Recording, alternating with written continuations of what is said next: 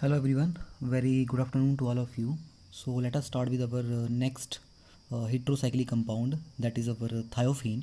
तो अभी तक एट प्रेजेंट जो हमने कंपाउंड्स किए हैं इनके अंदर हमारे पास पायरोल था एंड फ्यूरॉन दैट इज़ जो हम स्टडी कर रहे हैं that are our five membered हमारे पास साइक्लिक कंपाउंड्स होंगे जिसके अंदर हमारे पास एक हेटेरोसाइक्लिक एटम प्रेजेंट था। ठीक है, तो अब हम जो इसी के अंदर जो हम नेक्स्ट करने जा रहे हैं that is our five membered rings compound with having one heteroatom that is our thiophene system।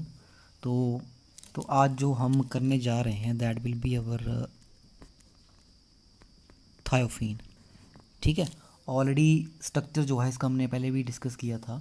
Thiophene में हमारे पास क्या होता है कि फाइव मेंबर्ड है एंड हीटेरो एटम हमारा सल्फर प्रेजेंट है। ठीक है, तो अगेन वही चीज़ जो अभी तक हम पायरोल एंड फ्यूरॉन में स्टडी करते आ रहे थे that will be the structure. ठीक है, आपको पता ही है कि एरोमेटिक कंपाउंड्स है हमारे पास, इसी की वजह से इनकी इंपॉर्टेंस जो है बहुत ज़्यादा है इन कंपाउंड्स की स्पेशली। ठीक है, तो स्ट्रक्चर की अगर हम बात करें तो यहाँ पे अगर आप देखो 4 कार्बन एटम है C4। ठीक है, 4 ही हाइड्रोजन है C4H4S। ठीक है, और आपको पता ही है सल्फ़र ऑक्सीजन फैमिली से बिलोंग करता है, तो that means just like furan उसी तरह का स्ट्रक्चर बन के आएगा हमारे पास। ठीक है, तो अकॉर्डिंग टू ऑर्बिटल स्ट्रक्चर अगर मैं इसका स्ट्रक्चर ड्रॉ करूँ तो हमारे पास कार्बन एटम आप सभी को पता ही है sp2 हाइब्रिडाइज्ड होंगे। ठीक है, sp2 हाइब्रिडाइज्ड हैं, कार्बन की वैलेंसी जो होती है हमारे पास, कार्बन के पास जो है टोटल 4 इलेक्ट्रॉन्स होते हैं वैलेंस शेल में। ठीक है, तो जिसमें से sp2 हाइब्रिडाइज्ड है। ठीक है, दैट मीन्स 3 बॉन्ड जो है हमारे पास, 3 हाइब्रिड ऑर्बिटल आएंगे हमारे पास जिनके अंदर एक एक सिंगल इलेक्ट्रॉन है। ठीक है, तो दैट मीन्स ये तीनों के तीनों इलेक्ट्रॉन जो है वो बॉन्ड फॉर्मेशन में यूज़ होंगे, that is our covalent bond. तो यहाँ पे आपका कार्बन जो है it will form 2 bond with the 2 carbon atoms. ठीक है, एंड रिमेनिंग जो तीसरा हमारा हाइब्रिड ऑर्बिटल होगा it is use in the formation of bond with the hydrogen atom. ठीक है, तो ये आपके पास इस तरह से बॉन्ड बन के आएंगे इनके। ठीक है, और साथ में हमारे पास यहाँ पे सल्फ़र एटम होगा। ठीक है, अगेन वही चीज़ आ जाएगी हमारे पास, सल्फ़र जो है आपका this is again sp2 hybridized.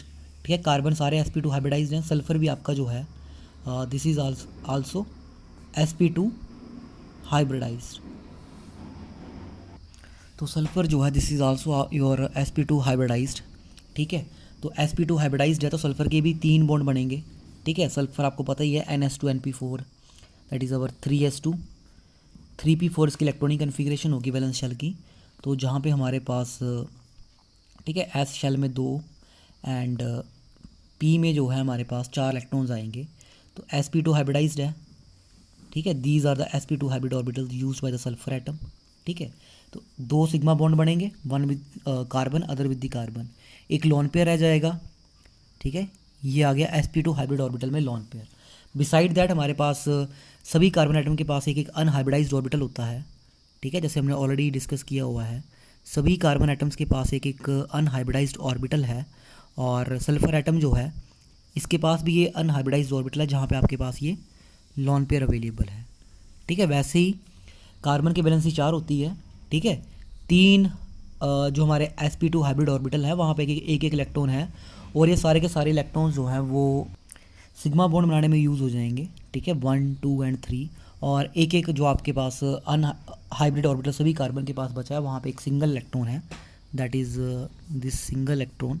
तो हमारे पास जो है यहाँ पे इलेक्ट्रॉन क्लाउड फॉर्मेशन होगी due to the sidewise overlapping of these atomic orbitals. यहाँ से हमारे पास साइड वाइज ओवरलैपिंग होगी जिसकी वजह से हमारे पास एक इलेक्ट्रॉन क्लाउड बन के आएगा which lies above this plane of the ring, जहाँ पे हमारे पास ये पाँचों के पाँचों आइटम अवेलेबल हैं। ठीक है, इसके बिल्कुल परपेंडिकुलर होगा अबव एंड बिलो। ठीक है, बिलो दिस प्लेन, तो ये डॉटेड आपने शो करना है इस तरह से। ठीक है, तो इस तरह से हमारे पास ये साइक्लिक इलेक्ट्रॉन क्लाउड जो है बन के आ जाएगा। तो अगर मैं सिंपल इसको रिप्रेजेंट करना चाहूँ, ठीक है, तो दिस विल बी इस तरह से हमारे पास ये रिंग सिस्टम होगी। ठीक है, सल्फ़र यहाँ पे आपके पास एक लॉन पेयर अवेलेबल है ये वाला। ठीक है, और ये जो हमारे पास अनहाइब्रिड ऑर्बिटल में लॉन पेयर है ये तो आपको पता ही है यहाँ पे इन the formation of this electron cloud. ठीक है, यहाँ पे इन्वॉल्व हो जाएगा जिसकी वजह से आपके पास ये कंपाउंड एरोमेटिक होता है। ठीक है, तो इस तरह से बन के आएगा। जिसको हम बार बार ऑलरेडी डिस्कस कर ही रहे हैं, ठीक है। तो आपको पता ही है 4 इलेक्ट्रॉन्स हमारे पास इन 4 कार्बन एटम से मिलके आएंगे अनहाइब्रिड ऑर्बिटल वाले, और 2 जो है वो आपके पास ये लोन पेयर से मिलेंगे हमें। तो टोटल ऑफ 6 पाई इलेक्ट्रॉन्स होंगे इस हमारे पास इस इलेक्ट्रॉन क्लाउड के अंदर, इस साइक्लिक इलेक्ट्रॉन क्लाउड के अंदर। So this makes this compound to be aromatic, ठीक है। अब डेफिनेटली नेक्स्ट थिंग हमारी फिर से वही आ जाएगी, what will be the resonance energy. तो रेजोनेंस एनर्जी के लिए हमें पहले क्या करना पड़ेगा, इसके रेजोनेंस स्ट्रक्चर बनाने पड़ेंगे, फिर हम देखेंगे कि कितने रेजोनेंस स्ट्रक्चर जो है इसके वो स्टेबल हैं, ठीक है। तो ये इसका एक्टिव स्ट्रक्चर हुआ, ठीक है, थायोफीन का। तो हमारे पास अब रेजोनेंस बनना स्टार्ट हो जाएंगे, ठीक है। अगेन वही चीज़ें जो हम दोबारा से बार बार बना रहे हैं। तो होगा क्या हमारे पास यहाँ से इलेक्ट्रॉन पेयर, ठीक है, ये हमारा फर्स्ट रेजोनेटिंग स्ट्रक्चर है। So this will be our now second resonating structure. ये हमारा रेजोनेटिंग स्ट्रक्चर आएगा नंबर 2। सल्फर पे आ जाएगा पॉजिटिव चार्ज, ठीक है, और एक लोन पेयर तो ये ऐसा ही रहेगा, और यहाँ इलेक्ट्रॉन डेंसिटी हमारी इस पोजीशन के ऊपर आ जाएगी। जस्ट लाइक जैसे हमने फ्यूरॉन के बनाए हैं वो सारे same to same as it is, ठीक है, वही स्ट्रक्चर आएंगे दोबारा से। अब हमारा जो नेक्स्ट स्ट्रक्चर आएगा दिस विल बी हेयर, ठीक है। हमने देखना है कि इलेक्ट्रॉन डेंसिटी जो है कहाँ कहाँ पे जाती है, कहाँ कहाँ पे इसको हम पहुँचा सकते हैं। तो this will B structure number 2, structure number 3। तो अगेन वही चीज़ आएगी लास्ट में कि हमारे पास मैक्सिमम कंट्रीब्यूशन जो है वो रेजोनेंस एनर्जी में किस स्ट्रक्चर की आएगी। तो आपको पता ही है बेंजीन के स्ट्रक्चर जो होते हैं हमारे पास उनमें चार्ज सेपरेशन नहीं होती है, ठीक है। तो अब यहाँ पे इलेक्ट्रॉन डेंसिटी यहाँ पे आई थी, नो नेक्स्ट हमारे पास ये बन के आएगा, ठीक है। सो यहाँ पे हमारा डबल बॉन्ड, तो ये हमारा स्ट्रक्चर नंबर 4 हो गया। और अब हमारे पास इलेक्ट्रॉन डेंसिटी यहाँ भी आ गई है, इस पोजीशन पे भी आ गई है, अच्छा यहाँ पे नहीं आई है ना। तो हमारा जो नेक्स्ट स्ट्रक्चर होगा दिस विल बी दिस, ठीक है, ये डबल बॉन्ड यहाँ पे और ये चीज़ यहाँ शिफ्ट हो जाएगी। तो लास्ट में हमारे पास जो इलेक्ट्रॉन डेंसिटी है this will automatically come out at this position, ठीक है। तो ये हमारे कुछ एक रेजोनेटिंग स्ट्रक्चर्स हैं थायोफीन सिस्टम को लेके। तो अगर मैं कंपेयर करूं with that of benzene system, तो आप सभी को पता ही है कि बेंजीन में 2 स्ट्रक्चर बन के आते हैं, ठीक है, और उनमें कोई चार्ज सेपरेशन नहीं है, तो इक्वली कंट्रीब्यूशन रहती है। तो अगर लेकिन हम यहाँ देखें तो यहाँ पे सिर्फ स्ट्रक्चर 1 है जहाँ पे चार्ज सेपरेशन नहीं है, ठीक है। तो जो कंट्रीब्यूशन होगी हमारे पास वो स्ट्रक्चर नंबर 1 की ज़्यादा रहेगी, ठीक है, in comparison to other structure. तो जो रेजोनेंस एनर्जी होती है थायोफीन सिस्टम में this comes out to be 125 kilo joules per mole, ठीक है। अब जो नेक्स्ट थिंग आप लोगों को ध्यान में रखनी है, दिस इज़ द कंपैरिजन, ठीक है। अब हम कंपैरिजन करने जा रहे हैं, कंपैरिजन किस चीज़ को लेके, of relative atomic character, relative aromatic character, sorry not atomic, it's aromatic character, ठीक है। अब हम कंपैरिजन करेंगे एरोमेटिक करैक्टर का। तो हमारे सिस्टम जो हैं, जो हमने अभी तक 3 सिस्टम पढ़े, 1 हमने पढ़ा फ्यूरॉन, देन हमने पढ़ा पायरोल, और अभी हमने पढ़ा है थायोफीन, ठीक है। तो आपको पता है कि रेजोनेंस एनर्जी थायोफीन की है 125 किलो जूल्स पर मोल, पायरोल की 100 किलो जूल्स पर मोल होती है, और फ्यूरॉन की होती है 65 किलो जूल्स पर मोल, ठीक है। तो अब क्वेश्चन ये आता कि तीनों के तीनों जब एरोमेटिक है तो कौन सा जो है वो ज़्यादा एरोमेटिक होगा, ठीक है। रेजोनेंस एनर्जी जो हमने यहाँ पे लिख दी, ठीक है।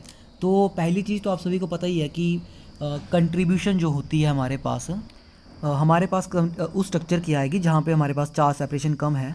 तो आप सभी को पता है कि हमारे जो भी 5 रेजोनेटिंग स्ट्रक्चर बनते हैं, तीनों के केसेस के अंदर सिर्फ एक ही स्ट्रक्चर ऐसा है जहाँ पे हमारे पास चार्ज सेपरेशन नहीं है, दैट इज स्ट्रक्चर नंबर 1।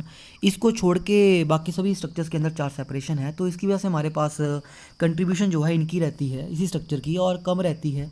तो इसी की वजह से हमारे पास इसका जो एरोमेटिक करैक्टर है, अगर मैं बेंजीन से कंपेयर करूँ, ठीक है, अगर मैं इस चीज़ को कंपेयर करूँ विद दी बेंजीन, ठीक है, तो बेंजीन आपको पता है 151 किलो जूल्स पर मोल, ठीक है। तो बेंजीन की रेजोनेंस एनर्जी डेफिनेटली सबसे ज़्यादा होगी कंपेयर टू दीज 3, ठीक है, क्योंकि बेंजीन में आपके पास चार्ज सेपरेशन नहीं होती है वहाँ पे, ठीक है।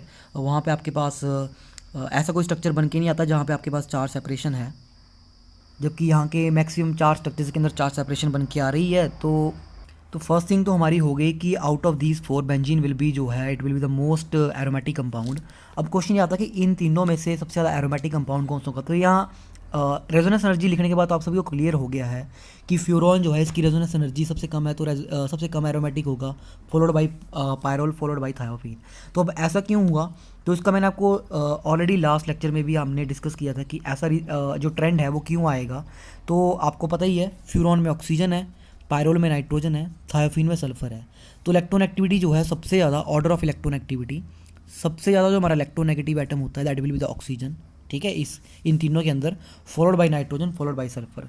तो oxygen being as more electronegative, ठीक है, ये जो हमारा पाई इलेक्ट्रॉन क्लाउड, ठीक है, यहाँ पे हमारा जो एरोमेटिक करेक्टर आएगा, ठीक है। अब ये बनेगा कैसे, आपके पास 4 इलेक्ट्रॉन्स तो हमारे पास यहाँ इन चारों कार्बन एटम से आएंगे, ठीक है, अनहाइब्रिडाइज्ड वाले, और एक जो है वो आपके पास यहाँ का जो लॉन पेयर होता है वो देता है आपके पास, ठीक है। तो उसकी इन सभी की कम्बिनेशन के थ्रू हमारे पास ये एरोमेटिक बनेगा। तो ऑक्सीजन बीइंग इलेक्ट्रोनेगेटिव, ठीक है, ये आपके पास इलेक्ट्रॉन पेयर को जो है वो टाइटली हेल्ड करके रखेगा, आसानी से देगा नहीं। तो दैट मीन्स आपके पास जो हमारे पास एरोमेटिक करेक्टर आएगा, ठीक है, due to this oxygen being as electron more electronegative, तो टाइटली हेल्ड करके रखेगा, उसको ईजिली देगा नहीं। तो इसकी वजह से एरोमेटिक करेक्टर यहाँ पे कम आएगा, इसी वजह से आपके पास रेजोनेंस एनर्जी जो है कम आ रही है। लेकिन thiophene being as least electronegative among these 3, ठीक है, तो ये जो अपना इलेक्ट्रॉन पेयर है इसको लेस टाइटली हेल्ड करके रखेगा in comparison to oxygen and nitrogen, ठीक है। तो आसानी से अवेलेबल हो जाएगा, ठीक है। जब आसानी से अवेलेबल हो जाएगा हमारे पास, दैट मीन्स जो रेजोनेंस एनर्जी आएगी that will be the more compare to the other 3। तो यही चीज़ आपको ध्यान में रखनी है कि कौन आपके पास जल्दी से अपना इलेक्ट्रॉन पेयर जो है रिलीज़ करेगा, ताकि वो आपके पास इलेक्ट्रॉन क्लाउड जो है हमारा डीलोकलाइज्ड इलेक्ट्रॉन क्लाउड उसका पार्ट बन सके, ठीक है। तो ऑक्सीजन आसानी से नहीं देगा, लेकिन सल्फर जो है वो आसानी से अपने इलेक्ट्रॉन पेयर को डीलोकलाइज्ड इलेक्ट्रॉन क्लाउड का पार्ट बना देगा। तो इसी वजह से आपके पास जो रेजोनेंस स्ट्रक्चर्स होते हैं फ्यूरॉन के, ठीक है, तो they will be the less important, ये इसके जो रेजोनेंस स्ट्रक्चर है वो लेस इंपॉर्टेंट हो गए कंपेयर टू दीज 2, ठीक है। यहाँ पे आपके पास कंसिडरेबल हमारी जो है रेजोनेंस एनर्जी जो है वो काफ़ी हाई है, ठीक है। तो this is the aromatic character, ठीक है, कि आपके पास थायोफीन जो है ज़्यादा एरोमेटिक होता है compare to pyrrole and furan, ठीक है। अब बात करते हैं आपकी प्रेपरेशन की। थायोफीन को बनाने के लिए हमारे पास कुछ एक सिंपलेस्ट मेथड है, ठीक है, प्रेपरेशन की अगर मैं बात करूं तो प्रेपरेशन इसको हम बनाने के लिए सबसे पहले हम यूज़ करते हैं सोडियम सुक्सिनेट का, ठीक है। पायरोल की फॉर्मेशन के लिए हम सबसे पहले जो यूज़ करेंगे that will be our sodium succinate, ठीक है। इसमें हम क्या करते हैं, जो हमारा सोडियम सुक्सिनेट होता है दैट इज सक्सीनिक एसिड का derivative, this is CH2CONA, this is our sodium succinate, ठीक है। इसको इस मेथड के थ्रू हम थायोफीन को लाइब्रेरी में लेबोरेटरीज में प्रिपेयर करते हैं। यहाँ पे हम इसको रिएक्ट करवाएंगे विद फास्फोरस ट्राईसल्फाइड, ठीक है, P2S3। इससे हम इसको ट्रीट करेंगे, हीट करेंगे इन प्रेजेंस ऑफ दिस हमारा कैटलिस्ट P2S3, ठीक है, फास्फोरस ट्राई सल्फाइड। तो हमारे पास यहाँ से आपके पास ईजिली है जो हमारा थायोफीन सिस्टम होगा दैट विल बी प्रिपेयर्ड, ठीक है। सिमिलरली जस्ट लाइक एसिटाइलिन से हमने बनाया था, अगेन यहाँ पे भी हम एसिटाइलिन का यूज़ करेंगे, ठीक है, जैसे हमने एसिटाइलिन का यूज़ किया था, ठीक है, एसिटाइलिन का हमने यूज़ किया था, acetylene that is our CH triple bond CH, इससे हमने पायरोल बनाया था, ठीक है।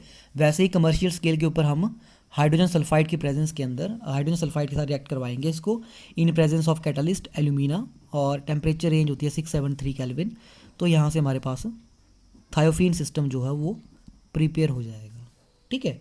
अब सिमिलरली लास्ट मेथड होता है हमारा इसको बनाने के लिए है, हम एल्केन यूज़ करते हैं एज अ नॉर्मल ब्यूटेन, ठीक है। इसके थ्रू जो है हम इसको प्रिपेयर करते हैं from normal butane that is our alkane system. ये भी हमारा कमर्शियल स्केल मेथड है। तो एल्केन लेंगे हम, दिस इज CH2 CH3। अब सल्फर डालने के लिए हम इसको सल्फर से रिएक्ट करवाएंगे, ठीक है। टेम्परेचर रेंज इज़ 923 केल्विन, ठीक है। यहाँ से हमारे पास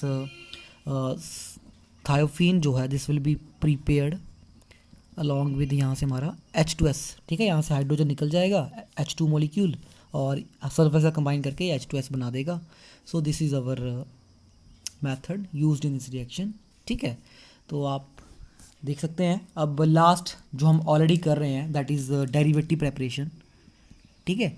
तो डेरिवेटिव प्रेपरेशन में आप सभी ने पाल नॉर सिंथेसिस का यूज़ किया है, ठीक है। डेरिवेटिव प्रेपरेशन में हम यूज़ कर रहे हैं, that is our Pal nor synthesis, Pal nor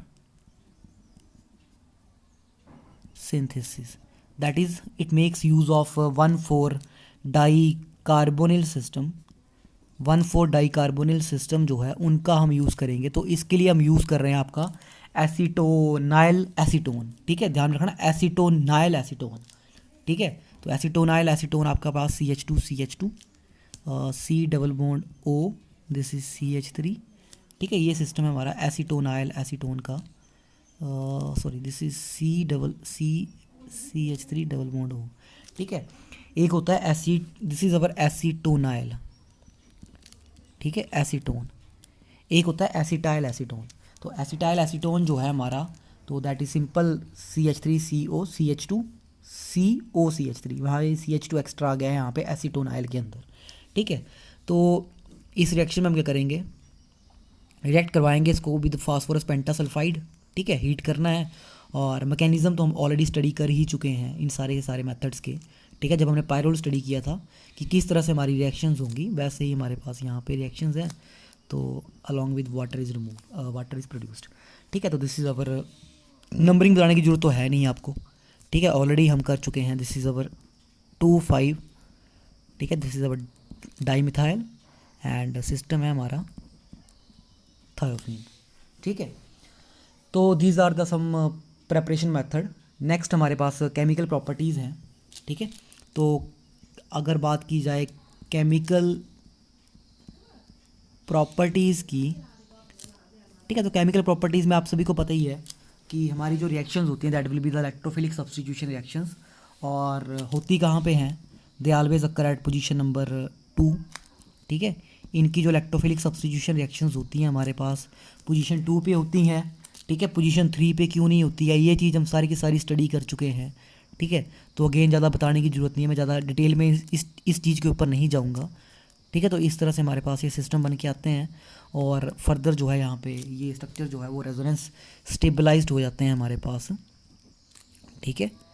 तो हमारे पास ये आप सभी ने आप सभी ने किया हुआ है सारा का सारा चीज़, ये वाली हमारी, ठीक है। दिस इज़ HS, ठीक है। और ये हमारा लास्ट रेजोनेटिंग स्ट्रक्चर होता है यहाँ से हमारे पास, ठीक है। सल्फ़र जो है अपना इलेक्ट्रॉन पेयर यूज़ करता है in the formation of double bond, और this is H and E।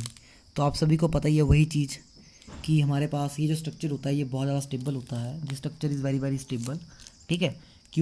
क्योंकि हमारे पास इस स्ट्रक्चर में क्या हो रहा है कि सभी के सभी एटम्स एक्सेप्ट हाइड्रोजन, सभी का ऑक्टेट रूल जो है सेटिस्फाई हो रहा है, ठीक है। तो अगर मैं पोजीशन नंबर 3 के ऊपर अटैक करता हूँ यहाँ पे, ठीक है, तो वहाँ पे 2 कंट्रीब्यूटिव स्ट्रक्चर बन के आते हैं, ठीक है। अगर बीटा पे अटैक होता है तो 2 ही कंट्रीब्यूटिव स्ट्रक्चर बन के आते हैं। तो यहाँ पे आपके पास अल्फ़ा में 3 बन के आ रहे हैं, तो जिसकी वजह से स्टेबिलिटी जो है 3 स्ट्रक्चर की ज़्यादा होती है, विच मेक्स जो हमारे पास ये जो कार्बोकेटाइन बन के आएगा, ठीक है, when attack occurs at alpha position, वो जल्दी बन के आएगा क्योंकि ज़्यादा स्टेबलाइज्ड है। तो इसी वजह से हमारे पास जो रिएक्शंस होंगी वो आपके पास ज़्यादा रहती हैं at alpha position rather than at beta position, ठीक है। तो ये ध्यान में रखना है आपने कि इलेक्ट्रोफिलिक सब्स्टिट्यूशन रिएक्शंस जो है हमारे पास पायरोल, फ्यूरॉन और थायोफीन, इनमें आपके पास ज़्यादा आसानी से होती है in comparison to benzene system, ठीक है। अगर हम जैसे हम बेंजीन से कंपेयर करते हैं तो मैंने इसका रीज़न भी आपको ऑलरेडी बताया हुआ है कि एक स्ट्रक्चर जो है हमारा ये वाला जैसे स्ट्रक्चर है, इसके अंदर हमारे पास ऑक्टेट रूल सेटिस्फाई होता है, लेकिन हमारे पास बेंजीन में जब ऐसा अटैक होता है तो कोई भी ऐसा स्ट्रक्चर बन के नहीं आता जहाँ पे ऑक्टेट जो है वो ओबे हो रहा है, ठीक है। तो अब बात करते हैं हमारे पास जो हमारी रिएक्शंस हैं, that is our electrophilic substitution reactions, और हमारी जो अदर रिएक्शंस हैं, ठीक है, इन सभी को 1 बाय 1 हम डिस्कस करते हैं, स्टडी करते हैं। तो let us talk about the various reactions, that is first हम जो करेंगे that will the electrophilic substitution reactions.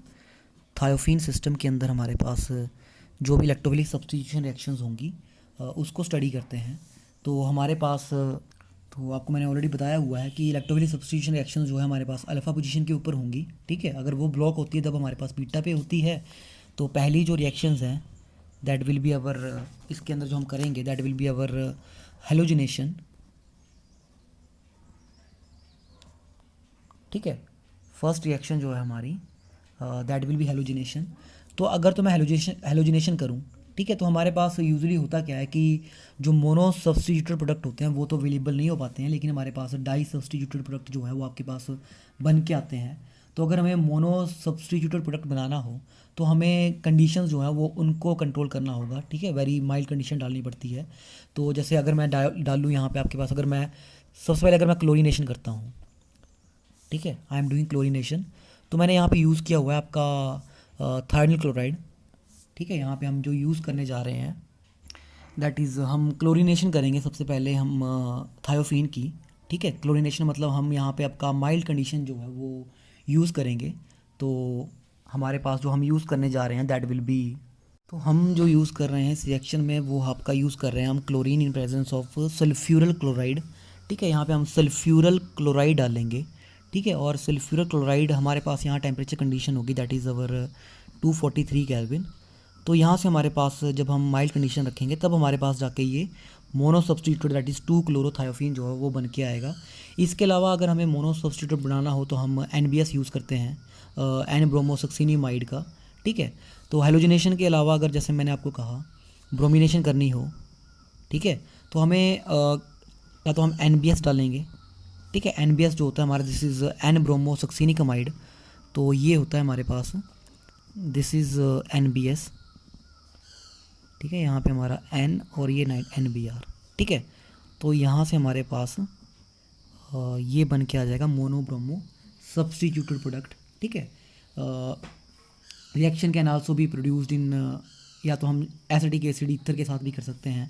Further अगर हमें आयोडोनेशन करनी हो, ठीक है, दैट इज़ अवर आयोडोनेशन, तो हम मरकरी ऑक्साइड का डाल लें, मरकरी ऑक्साइड डाल लेंगे यहाँ पे हम, ठीक है। यहाँ से हमारे पास this will give you 2 iodo, ठीक है, 2 आयोडो थायोफीन। तो अदर जो हमारी रिएक्शंस हैं तो इसके अंदर आपको पता ही है जो अदर रिएक्शंस हम स्टडी करेंगे that will be our nitration, ठीक है। पहली जो हमारी रिएक्शन है that will be our nitration. तो नाइट्रेशन मैंने आपको ऑलरेडी कहा है, ठीक है। यहाँ पे हम नाइट्रिक एसिड डालते हैं इन presence of our acetic anhydride, ठीक है, CH3 CO, जो हमारा एसिटिक एनहाइड्राइड होता है CH3CO O, this is CH3 C double bond O C double bond O CH3, ठीक है। एसिटिक एनहाइड्राइड के प्रेजेंस में हम रिएक्शन करेंगे and this will give you, यहाँ से हमारे पास 2-नाइट्रोथायोफीन बन के आ जाएगा। सिमिलरली जो अदर रिएक्शंस है हमारी दैट विल बी सल्फोनेशन। तो सल्फोनेशन करते हैं हम सल्फ्यूरिक एसिड के प्रेजेंस में, ठीक है। Sulphonation will occurs in presence of sulphuric acid, ठीक है, रूम टेम्परेचर के ऊपर। तो यहाँ से हमारे पास 2 दिस विल बी SO3H, ठीक है, this will B thiophene, 2 position के ऊपर हमारा सल्फोनिक एसिड ग्रुप लगा हुआ है। अब सिमिलरली हमारी जो नेक्स्ट रिएक्शन है that will be the Friedel craft reaction. This reaction is our Friedel craft reaction. तो फ्रीडल क्राफ्ट रिएक्शन में जो हम यूज़ कर रहे हैं that will be our acyl chloride CH3COL CaCl CH3COCl in presence of tin tetrachloride, ठीक है। Stannic chloride use कर रहे हैं हम यहाँ से हमारे पास। तो ये जो प्रोडक्ट बन के आएगा दिस विल बी COCH3, ठीक है। तो इसके अलावा हम क्लोरोमिथाइलेशन करते हैं, जो एक other reaction that is our chloromethylation. तो आपको पता है क्लोरोमिथाइलेशन में हमने ऑलरेडी स्टडी भी की है। फॉर्मेल्डिहाइड डालते हैं हम इन प्रेजेंस ऑफ HCl। तो यहाँ से हमारे पास जो प्रोडक्ट बन के आएगा this will be CH2Cl that is our two chloromethyl thiophene, ठीक है। तो ये कुछ एक रिएक्शंस हैं हमारे पास थायोफीन सिस्टम की। देन हमारी जो फर्दर रिएक्शंस हैं that will be reaction with butyl lithium, ठीक है, रिएक्शन विद ब्यूटाइल लिथियम। तो अगर मैं थायोफीन को रिएक्ट करूं विद ब्यूटाइल लिथियम, ठीक है, तो यहाँ से हमारे पास जो बन के आता है ईथर की प्रेजेंस में रिएक्शन होगी ये। तो यहाँ से हमारे पास लिथियम जो है वो सब्सटीट्यूट हो जाएगा, ठीक है, और नॉर्मल ब्यूटेन जो है वो आपके पास बन के आ जाएगा। दिस इज़ C4H10, ठीक है, ये ब्यूटेन हमारा बन के आ जाएगा। दिस इज़ अब हमारा ये जो आपका ब्यूटाइल लिथियम बन के ये जो सॉरी हमारा जो 2 थायोफीन लिथियम बन के आया है, इसी से हम अगर इसके अंदर कार्बन डाइऑक्साइड डाल दें हम, ठीक है, इन प्रेजेंस ऑफ एसिडिक कंडीशंस, तो हमारे पास यहाँ से आपके पास कार्बोक्सिलिक एसिड बन जाएगा। This will give you carboxylic acid system, ठीक है, that is our thiophene 2 carboxylic acid. अब अगर फर्दर रिएक्शंस की बात की जाए तो आपको पता ही है जो अदर रिएक्शंस हम स्टडी करेंगे that will be our oxidation reduction reactions, ठीक है। तो अगर तो की जाए आपकी रिडक्शन, ठीक है, अगर मैं रिडक्शन रिएक्शन करता हूँ तो रिडक्शन अगर मैंने की आपके पास in presence of hydrogen, hydrogen में तो हम करेंगे साथ में, अगर मैंने कई प्लैटिनम की प्रेजेंस में, तो आपको पता ही है ये तो आपके ये जो कैटलिस्ट होते हैं वो तो आपके पास सभी पोजीशंस को हाइड्रोजनेट कर देंगे, जो भी जितने भी आपके डबल बॉन्ड है सब हाइड्रोजनेट हो जाएंगे। तो दिस इज़ अवर टेट्राहाइड्रोथायोफीन, ठीक है, टेट्राहाइड्रोथायोफीन। तो अगर मैं रिडक्शन करता हूँ selective in presence of sodium and liquid ammonia, selective reduction करने के बाद हमारे पास जो बन के आएगा this will be our 2 product बन के आएंगे यहाँ से हमारे, ठीक है। So this will be 2,5 dihydrothiophene. So this is 2,3 dihydrothiophene. ये 2,3 है डाईहाइड्रोथायोफीन सिस्टम, ठीक है, और ये वाला है 2,5 डाईहाइड्रोथायोफीन